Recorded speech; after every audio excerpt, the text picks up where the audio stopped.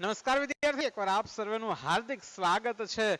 મિત્રો, આપણે ગુજરાતી વિષયમાં આની પેલા વ્યાકરણમાં સંજ્ઞા શીખી ગયા છીએ.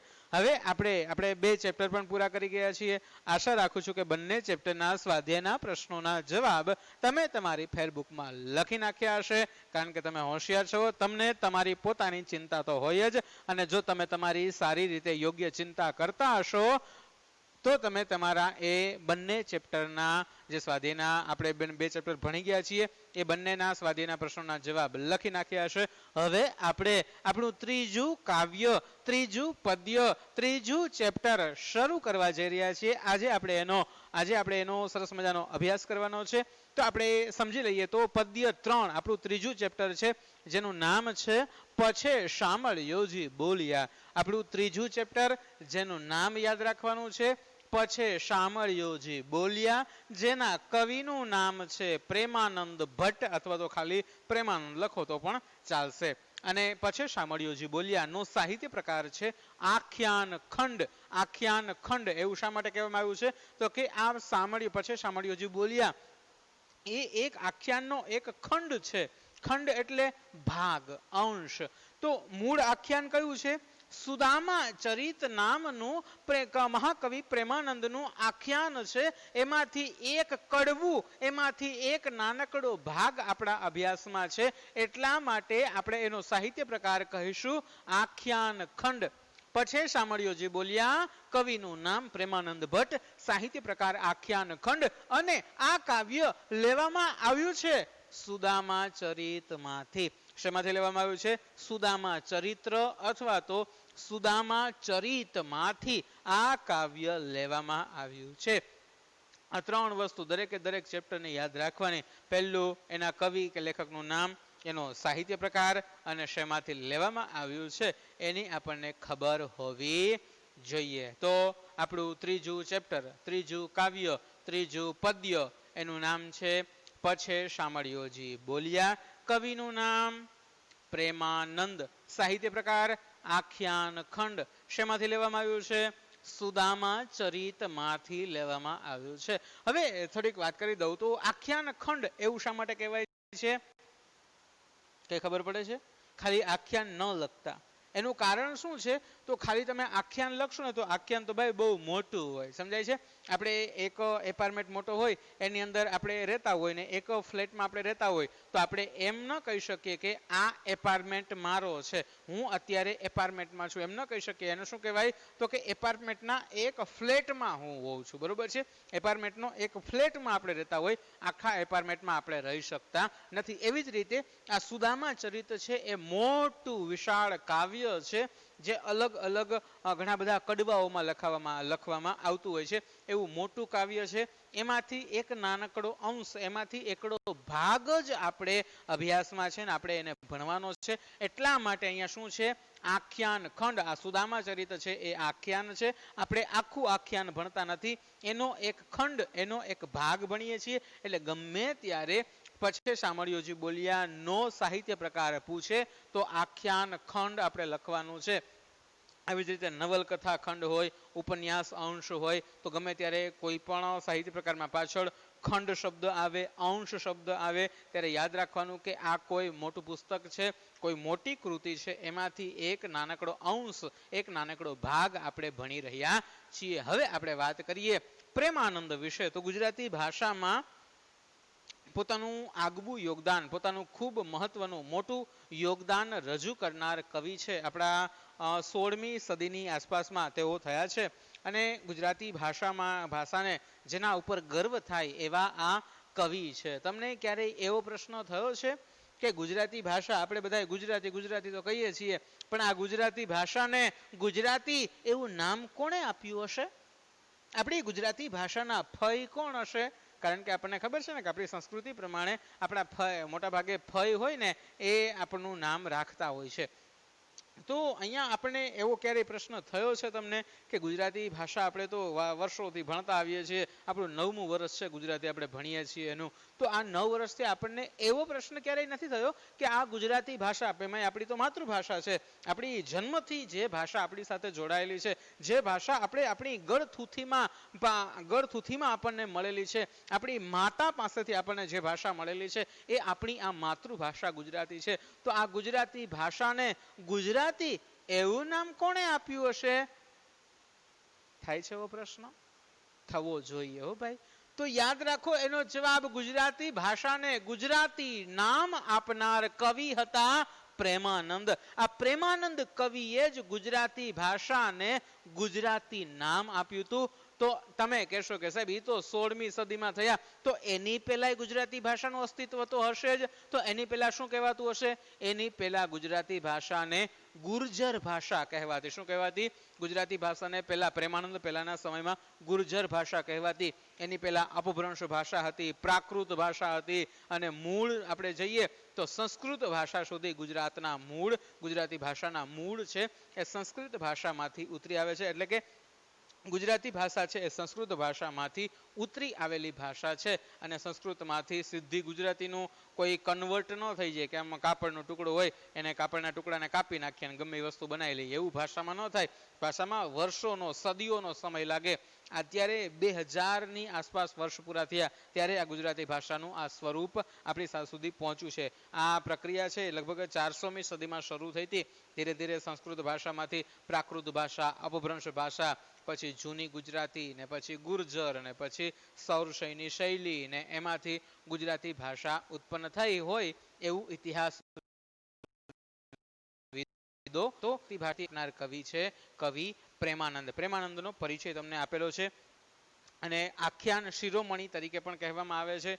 પ્રેમાનંદના ઉપનામ યાદ રાખજો, આખ્યાન શિરોમણી, કવિ શિરોમણી, મહાકવિ, એ બધા પ્રેમાનંદ માટે ઉપનામો વપરાય છે. આગળ આપણે જોઈએ તો કવિ શિરોમણીનું નામ પામેલા પ્રેમાનંદ વડોદરાના વતની હતા. પ્રેમાનંદનો પરિચય તમારી ટેક્સ્ટબુકમાં પણ આપેલો છે. પ્રેમાનંદ ઈસવીસન 17મી સદી એમની છે. 16મી સદીમાં જ આમ તો એમનો જન્મ થઈ ગયો હતો, પણ 17મી સદીમાં પણ તેઓ હયાત હશે. કવિ શિરોમણીનું માન પામેલા પ્રેમાનંદ વડોદરાના વતની હતા. ગુજરાતી ભાષાના ઉત્તમ આખ્યાનકાર અને માણ ભટ્ટ તરીકે તેઓ પ્રસિદ્ધ છે. માણ ભટ્ટ, માણ જોઈ શકો એ માણ કેવી હોય? તો તમે જોયું હશે જૂના સમયમાં સંગીતના ને એવા કોઈ મોટા મોટા વાદ્યો નહોતા, ત્યારે માણ નામનું એક વાદ્ય આવતું. એટલે કે ત્રાંબાની ઘડા આકારનું હોય, આપણે ઘડો હોય ને આપણા ઘરમાં પાણી પીવા માટે જે માટલું હોય એ જ આકારનું એક વાદ્ય હતું. અને જે એનો વગાડવા વાળો હોય એ પોતાની 10 આંગળીઓમાં કૈડા જેવી, જે ઓલી ગોળ રીંગુ આપણે જેને કહીએ એવી ગોળ કૈડા પહેર્યા હોય, અને આંગળીઓથી એ માણ વગાડતા જાય અને આખ્યાનો ગાતા જાય. આ પ્રેમાનંદ માણ વગાડવામાં ખૂબ જ કુશળ હોવાથી પ્રેમાનંદને માણ ભટ્ટ તરીકે પણ ઓળખવામાં આવતા હતા. તો આપણને ખબર કેટલા બધા એના ઉપનામ આપણને મળ્યા. જો પ્રેમાનંદના ઉપનામ, કવિ શિરોમણી, પહેલું ઉપનામ કયું મળ્યું? કવિ શિરોમણી. બીજું ઉપનામ માણ ભટ્ટ, માણ ભટ્ટ. પછી કયું મળ્યું? આખ્યાન શિરોમણી.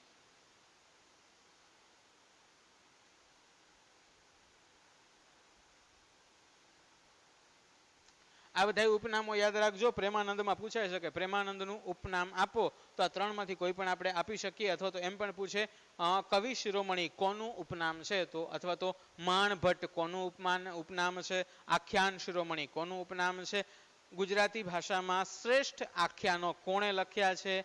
પ્રેમાનંદે. યાદ રાખજો, ગુજરાતી ભાષામાં સર્વશ્રેષ્ઠ, ઉત્તમ, સર્વોત્તમ આખ્યાન લખનાર કવિ હોય તો એ કવિ છે કવિ પ્રેમાનંદ. અને એટલા જ માટે એને આખ્યાન શિરોમણી તરીકે પણ ઓળખવામાં આવે છે. પ્રેમાનંદ માટે ઉપનામો કયા કયા છે? કવિ શિરોમણી, આખ્યાન શિરોમણી અને માણ ભટ્ટ તરીકે પ્રેમાનંદ ઓળખાય છે.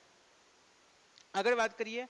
આંગળીઓ પર પહેરેલી વીંટીઓ વડે તાંબાની માણને રણકાવીને એના તાલ સાથે સુરીલા કંઠે અભિનય દ્વારા પ્રેમાનંદ લોક સમુદાયને રસ તરબોળ કરતા હતા. તેઓ પૌરાણિક ગ્રંથોમાંથી કથાનકો લઈને રસ સ્થાનોને ખીલવીને ગુજરાતી વાતાવરણમાં મૂકીને લોકોને રસપાન કરાવતા હતા. ઓખાહરણ, ચંદ્રહાસાખ્યાન, અભિમાન્યુ આખ્યાન, સુદામા ચરિત્ર, કુંવરબાઈનું મામેરું, નળાખ્યાન, રણયજ્ઞ, દશમસ્કંદ વગેરે આખ્યાનો દ્વારા તેઓ ગુજરાતી કવિતાને સમૃદ્ધ કરી છે. તેઓ આખ્યાનમાં વિવિધ રસની ગૂંથણી કરી શકતા, જ્ઞાન અને બોધ આપતા તેમના આખ્યાનો ખૂબ લોકપ્રિય રહ્યા છે. ખાસ જ્ઞાન અને બોધ આપતા એમના આખ્યાનો તો લોકપ્રિય છે જ, પણ આખ્યાન શિરોમણી એવા પ્રેમાનંદની મુખ્ય વિશેષતા હોય ને તો એની છે રસની વિવિધતા. એની જે રસની ગૂંથણી છે ને એ બહુ મજાની હોય. કયો રસ? શેરડીનો રસ, કેરીનો રસ કે કોઈ બીજો જામફળનો રસ? આ રસની વાત નથી. આ રસ છે એ સાહિત્યના રસ છે. સાહિત્યના મૂળ 9 રસો હોય છે. હાસ્ય રસ, કરુણ રસ, શૃંગાર રસ, બીભત્સ રસ, આવા અલગ અલગ પ્રકારના સાહિત્યની અંદર 9 રસ હોય છે.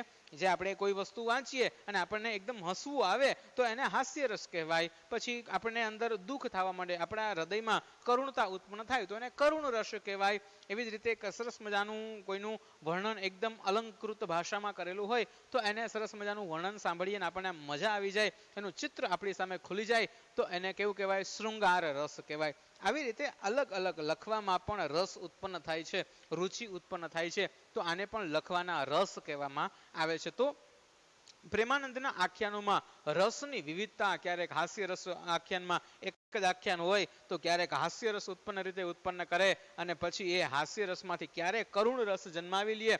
એક પેટ પકડીને હસાવી શકે આ કળા હતી પ્રેમાનંદ પાસે. લોકોને તેઓ આખ્યાનો સંભળાવતા. તમને ખબર છે ગામડાઓની અંદર પહેલા તો ચોરાઓ હતા, ચોક હતા. એ ચોકની અંદર પ્રેમાનંદ આખ્યાન વચ્ચે પોતાના ખોળામાં કે પોતાની સામે માણ રાખે, વગાડતા જાય અને આખ્યાનો ગાતા જાય, બધાને આનંદ કરાવતા, મનોરંજન કરાવતા અને અનેક પ્રકારના રસપાન કરાવતા. ક્યારેક પેટ પકડીને હસાવી પણ દે અને ક્યારેક પાછા ચોધાર આંસુએ રડાવી પણ દે અને ક્યારે હસાવે ને ક્યારે રડાવી નાખે એ પ્રેમાનંદ બહુ સારી રીતે જાણતા હતા. એટલા માટે પ્રેમાનંદ છે એ 17મી સદીમાં જ્યારે સ્માર્ટફોન નહોતા, મોબાઈલ નહોતા, ઇન્ટરનેટ નહોતું, એ સમયમાં લોકોને મનોરંજન કરવા માટે ગામના ચોરો હોય કે ચોક હોય ત્યાં લોકો બધા ભેગા થાય, આવા કથાકારો હોય, કલાકારો હોય, એ પોતાની રચનાઓ રજૂ કરતા હોય છે.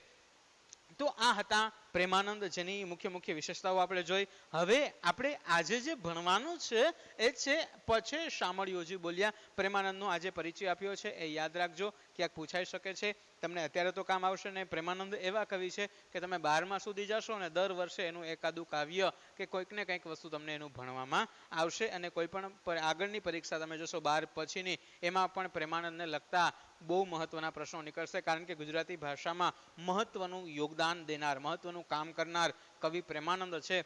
જેણે એવા કવિ છે જેણે ગુજરાતી ભાષા માટે પાઘડી પહેરવાનું પણ બંધ કર્યું હતું. એને એવો પ્રણ લીધો હતો કે જ્યાં સુધી હું ગુજરાતી ભાષાને માન ભર્યું ઉત્તમ સ્થાન નહીં અપાવું ત્યાં સુધી હું પાઘડી નહીં પહેરું. આવી પ્રણ લેનાર, આવું નિયમ લેનાર કવિ હતા આપણા પ્રેમાનંદ. તો આ પ્રેમાનંદનું ખૂબ જ જાણીતું આખ્યાન છે સુદામા ચરિત્ર, અને એ સુદામા ચરિત્રમાંથી એક ભાગ આપણા અભ્યાસમાં છે પછી શામળિયોજી બોલ્યા. આપણને ખબર છે સાંદીપની ઋષિમાં શ્રી કૃષ્ણ અને સુદામો બંને સાથે અભ્યાસ કરતા હતા. નાનપણના મિત્રો હતા. કોણ? શ્રી કૃષ્ણ અને સુદામો. શ્રી કૃષ્ણ અને સુદામો કયા ઋષિ, એના ગુરુ કોણ હતા? એના કયા ઋષિને ત્યાં તેઓએ શિક્ષા પ્રાપ્ત કરી હતી? સાંદીપની ઋષિનું નામ યાદ રાખજો. સાંદીપની ઋષિના આશ્રમમાં શ્રી કૃષ્ણ અને સુદામાએ એક સાથે વિદ્યાભ્યાસ કર્યો હતો. એક સાથે તે બંનેએ શિક્ષણ મેળવ્યું હતું. લાંબો સમય પસાર થાય છે. આ આખી ઘટના તમને ભૂતકાળની ઘટના સાથે યાદ કરાવું છું. અહીંયા જે આપણા અભ્યાસમાં છે આની સાથે આ ઘટના સાથે જોડાયેલું છે, એટલા માટે આ યાદ કરાવવું જરૂરી છે. શ્રી કૃષ્ણ અને સુદામો બંને સાંદીપની ઋષિના આશ્રમમાં એક સાથે ભણેલા હતા. પછી ત્યાંથી આગળ વધે છે અને શ્રી કૃષ્ણ છે એ દ્વારિકાનો રાજા બને છે. દ્વારિકા નગરીના રાજા શ્રી કૃષ્ણ બને છે.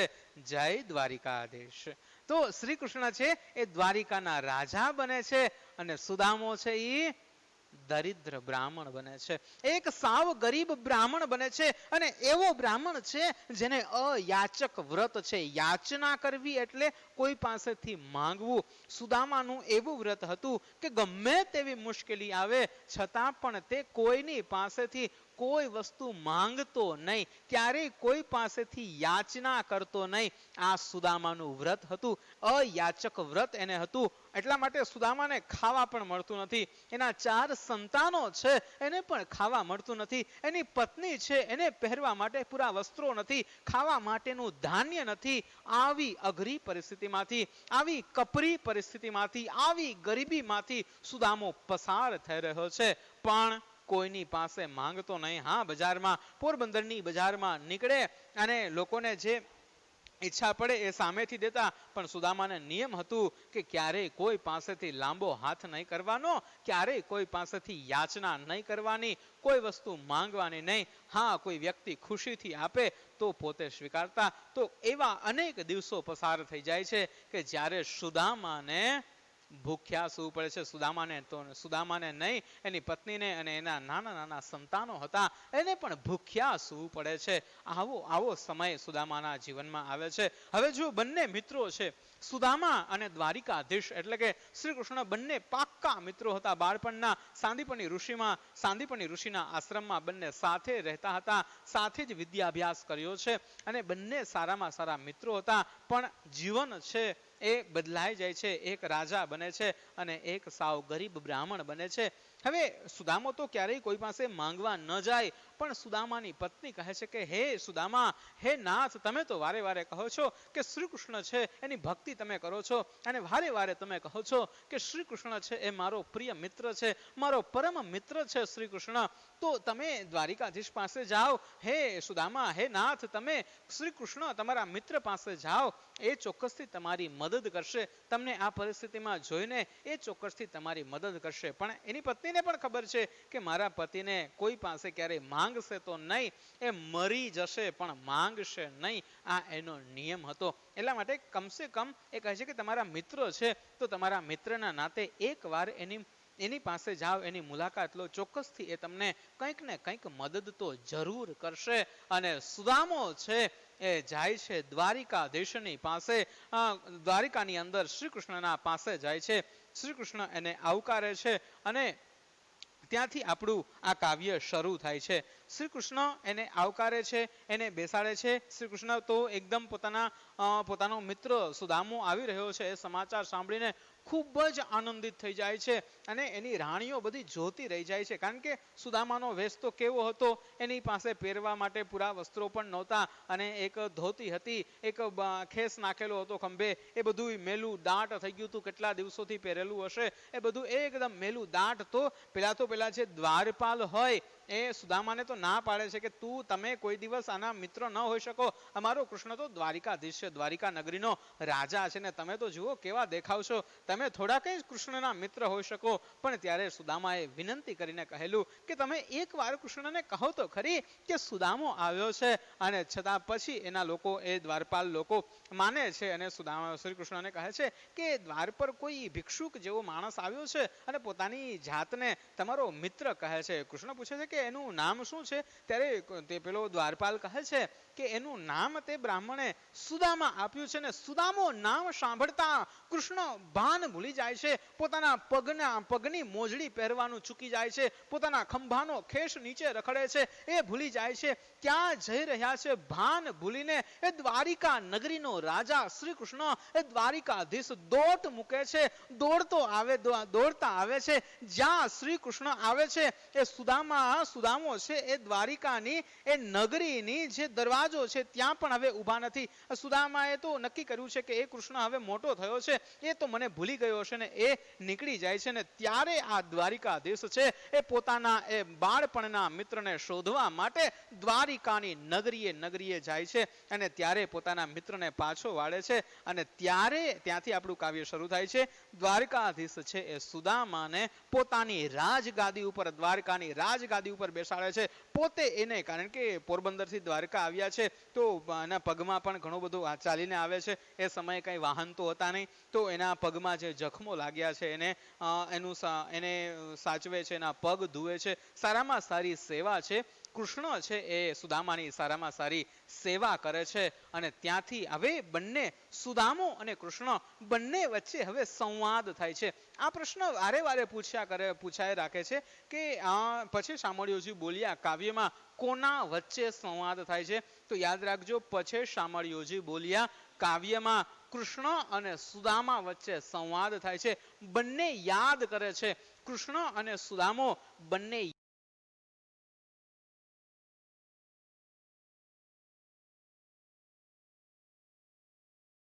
યાદ કરે છે. શું યાદ કરે છે? તો નાનપણમાં જે સાંદીપની ઋષિના આશ્રમમાં જે એ બંને મિત્રો સાથે વિદ્યાભ્યાસ કરતા, સાથે ભણતા હતા, સાથે એ ગુરુના આશ્રમમાં કઈ રીતે રહેતા હતા, એ સુદામો અને કૃષ્ણ બંને યાદ કરે છે અને ત્યાંથી આપણું કાવ્ય શરૂ થાય છે. પછી શામળિયોજી બોલ્યા તને સાંભરે રે, હાજી નાનપણનો નેહ મને કેમ વિસરે રે. શામળિયોજી એટલે કૃષ્ણ. પછે શબ્દ છે એ તળપદો શબ્દ છે. અહીંયા આ પછે શબ્દ છે એનો શિષ્ટ શબ્દ થશે પછી. એટલે પછી શામળિયોજી બોલ્યા, એટલે કે પછી શ્રી કૃષ્ણ બોલ્યા. શું બોલ્યા? તને સાંભરે રે. આ સાંભરે શબ્દ યાદ રાખજો, સાંભરે એટલે યાદ છે. શ્રી કૃષ્ણ સુદામાને કહે છે કે હે સુદામા, તને સાંભરે છે, તને યાદ છે? હાજી નાનપણનો નેહ મને કેમ વિસરે રે. સુદામો કહે છે કે હા કૃષ્ણ, એ નાનપણનો, એ આપણા બાલ્યાવસ્થાનો, આપણો નાનપણનો જે નેહ શબ્દ યાદ રાખજો, નેહ એટલે પ્રેમ. આ શબ્દ નેહ એટલે પ્રેમ. આપણે ત્યાં નેહડા શબ્દ હોય છે, નેહડા, જેને આપણે નેસડા પણ કહીએ છીએ. એ પેલા થોડાક વધારે પડતા સુધરેલા લોકો હોય એને નેસડા કહે છે. ખરેખર નેસડા શબ્દ નથી હોતો, નેહડા જ શબ્દ હોય છે. અને નેહનો અર્થ થાય છે પ્રેમ. જ્યાં પ્રેમથી ભરેલું જે સ્થાન હોય એને નેહડા અથવા તો નેસડા કહે છે. તો શ્રી કૃષ્ણ કહે છે, એ કવિ કહે છે, પછી શામળિયોજી બોલ્યા. પછી શ્રી કૃષ્ણ કહે છે, શ્રી કૃષ્ણ સુદામાને પૂછે છે કે હે સુદામા, આપણે નાનપણમાં એ સાંદીપની ઋષિના આશ્રમમાં રહેતા, એ તને યાદ છે? અને સુદામો કહે છે, હાજી નાનપણનો નેહ મને કેમ વિસરે રે. હા દ્વારિકાધીશ, હા કૃષ્ણ, એ નાનપણનો આપણો જે નેહ હતો, એ નાનપણનો આપણો જે પ્રેમ હતો, એ મને કેમ વિસરે. વિસરવું એટલે ભૂલાવવું. વિસરે એટલે ભૂલાય. કહે છે કે એ નાનપણનો આપણો જે પ્રેમ હતો એ તો હું કેમ ભૂલી શકું. આપણ 2 મહિના પાસે રહ્યા, તને સાંભરે રે. કૃષ્ણ કહે છે કે આપણે બે મહિના, આપણ 2 મહિના પાસે રહ્યા, આપણ 2 મહિનાઓ સુધી પાસે રહ્યા. આ 2 મહિના એવું નથી કહેતા, પણ આપણે બંને અનેક મહિનાઓ સુધી આપણે એકબીજાની સાથે રહ્યા, એ તને સાંભળે છે? હાજી સાંદીપની ઋષિને ઘેર મને કેમ વિસરે રે. સુદામો કહે છે કે હા પ્રભુ, હા કૃષ્ણ, મને યાદ છે, આપણે સાંદીપની ઋષિના ઘેર એટલે કે સાંદીપની ઋષિના આશ્રમમાં આપણે બંને એક સાથે રહ્યા, એ હું કેમ ભૂલી શકું. હાજી સાંદીપની ઋષિને ઘેર મને કેમ વિસરે રે. આપણ અન્ન ભિક્ષા માંગી લાવતા, તને સાંભરે રે. કૃષ્ણ કહે છે કે આપણે બંને અન્ન ભિક્ષા માંગી લાવતા, આપણે બંને ત્યાં સાંદીપની ઋષિના આશ્રમમાં રહેતા અને પછી આપણે ઘણીવાર ભિક્ષા માંગવા જતા, અન્ન ભિક્ષામાં અન્ન માંગી લાવતા, એ તને યાદ છે? હા સુદામો કહે છે, હા મળી જમતા 3 ભ્રાત મને કેમ વિસરે રે. સુદામો કહે છે કે હા, અને પછી આપણે 3 ભ્રાત એટલે ભાઈઓ. ટેક્સ્ટબુક મિત્રો સાથે રાખજો, ભ્રાત શબ્દનો અર્થ થાય છે ભાઈઓ. સુદામો કહે છે કે હા, આપણે 3 ભાઈઓ મળીને એક સાથે જમતા, એ હું કેમ ભૂલી શકું. 3 ભાઈઓ, 3 એટલે કોણ? એક તો સુદામા અને કૃષ્ણ, ત્રીજું કોણ? કૃષ્ણના મોટા ભાઈ બલરામ. કૃષ્ણ, બલરામ અને સુદામા, એ ત્રણેય કહે છે કૃષ્ણએ પૂછ્યું કે આપણે અન્નની ભિક્ષા માંગી લાવતા એ તને યાદ છે? સુદામો કહે છે કે હાજી પ્રભુ, અને પછી મળી જમતા ત્રણેય ભ્રાત મને કેમ વિસરે રે? હા, મને યાદ છે. અને પછી આપણે ભિક્ષા માંગી લાવતા અને પછી આપણે ત્રણેય મળીને એક સાથે જમતા, એ તો હું કેમ ભૂલી શકું? આપણ સૂતા એક સાથ રે તને સાંભરે રે. કહે છે કે આપણે ત્રણે એક સાથ રે સૂતા. સાથ રે એટલે ઘાસની પથારી. સાથ રે નો અર્થ થાય છે ઘાસની પથારી. કહે છે કે આપણ સૂતા સાથ રે તને સાંભરે રે. કહે છે કે આપણે ઘાસની પથારી ઉપર એક સાથે સૂતા, એ તને યાદ છે? સુખ દુઃખની કરતા વાત મને કેમ વિસરે રે? સુદામો કહે છે, કૃષ્ણએ પૂછ્યું કે આપણે ત્રણેય ભાઈઓ એક સાથે ઘાસની પથારી ઉપર સૂતા, એ તને યાદ છે? સુદામો કહે છે, હા પ્રભુ. અને પછી સુખ દુઃખની વાત કરતા આપણા જીવનમાં જે કઈ સુખ હોય, જે કઈ દુઃખ હોય, એ ત્રણેય ભાઈઓ આપણે એકબીજાને પોતપોતાની વાતો કહેતા, એ તો હું કેમ ભૂલી શકું છું? સુખ દુઃખની કરતા વાત મને કેમ વિસરે રે? ને આગળ કૃષ્ણ કહે છે, પાછલી રાતના જાગતા તને સાંભરે રે. પાછલી રાતના એટલે કે વહેલી સવારના, આપણે સવારના 4 વાગ્યામાં વહેલી સવારે આપણે જાગી જતા, એ તને યાદ છે? કૃષ્ણ પૂછ્યું, પાછલી રાતના જાગતા તને સાંભરે રે? આપણે વહેલી સવારે જાગી જતા, એ તને યાદ છે? હાજી, કરતા વેદની ધૂન મને કેમ વિસરે રે? સુદામો કહે છે કે હા પ્રભુ, મને યાદ છે. આપણે વહેલા સવારે ઉઠી જતા અને વેદની ધૂન કરતા, એટલે કે પ્રભુનું ગુણગાન ગાતા, વેદની સ્મૃતિઓનું રટણ કરતા, વેદના શ્લોકો આપણે ગાતા, વેદની સ્મૃતિઓ આપણે ગાતા સવારમાં ઉઠીને, એ હું કેમ ભૂલી શકું? આવી રીતે કૃષ્ણ અને સુદામા વચ્ચે સંવાદ ચાલી રહ્યો છે. આ કૃષ્ણ અને સુદામા બંને એકબીજાને યાદ કરાવે છે. કૃષ્ણ પોતાની યાદ, પોતાનું જે સંભાળનું હતું નાનપણમાં, બંને એકબીજાની સાથે રહેતા, એકબીજાની સાથે સાંદીપની ઋષિના આશ્રમમાં રહેતા, એ હવે યાદ કરે છે. અને કૃષ્ણ કહે છે કે સુદામા, તને આ યાદ છે? આપણે આ કરતા, આપણે સાંદીપની ઋષિના ઘરે રહેતા, એ તને યાદ છે? આપણે અન્નની ભિક્ષા માંગી લાવતા, એ યાદ છે? સુદામો કહે છે કે હા. પછી ત્રણેય ભાઈઓ આપણે સાથે બેસીને જમતા, એ તો હું કેમ ભૂલી શકું? કૃષ્ણ કહે છે, અને પછી આપણે વહેલી સવારના જાગી જતા, એ તને યાદ છે? સુદામો કહે છે કે હા. અને પછી આપણે વેદની સ્મૃતિઓની ધૂન, વેદની સ્મૃતિઓ જગાડતા, વેદની સ્મૃતિઓની ધૂન ગાતા, એ વસ્તુ તો હું કેમ ભૂલી શકું? મિત્રો, આ લેક્ચરને આપણે અહીંયા સુધી રાખીએ. આગળનું જે કાવ્ય છે એ આપણે બીજા ભાગની અંદર જોશું. આવજો.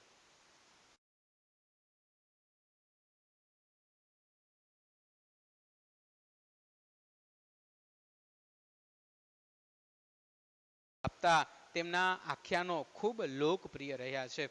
ખાસ જ્ઞાન અને બોધ આપતા એમના આખ્યાનો તો લોકપ્રિય છે જ, પણ આખ્યાન શિરોમણી એવા પ્રેમાનંદની મુખ્ય વિશેષતા હોય ને, તો એની છે રસની વિવિધતા. એની જે રસની ગૂંથણી છે ને, એ બહુ મજાની હોય. કયો રસ? શેરડીનો રસ, કેરીનો રસ, કે કોઈ બીજો જામફળનો રસ? આ રસની વાત નથી. આ રસ છે એ સાહિત્યના રસ છે. સાહિત્યના મૂળ 9 રસો હોય છે. હાસ્ય રસ, કરુણ રસ, શૃંગાર રસ, બીભત્સ રસ. આવા અલગ અલગ પ્રકારના સાહિત્યની અંદર 9 રસ હોય છે. જે આપણે કોઈ વસ્તુ વાંચીએ અને આપણને એકદમ હસવું આવે તો એને હાસ્ય રસ કહેવાય.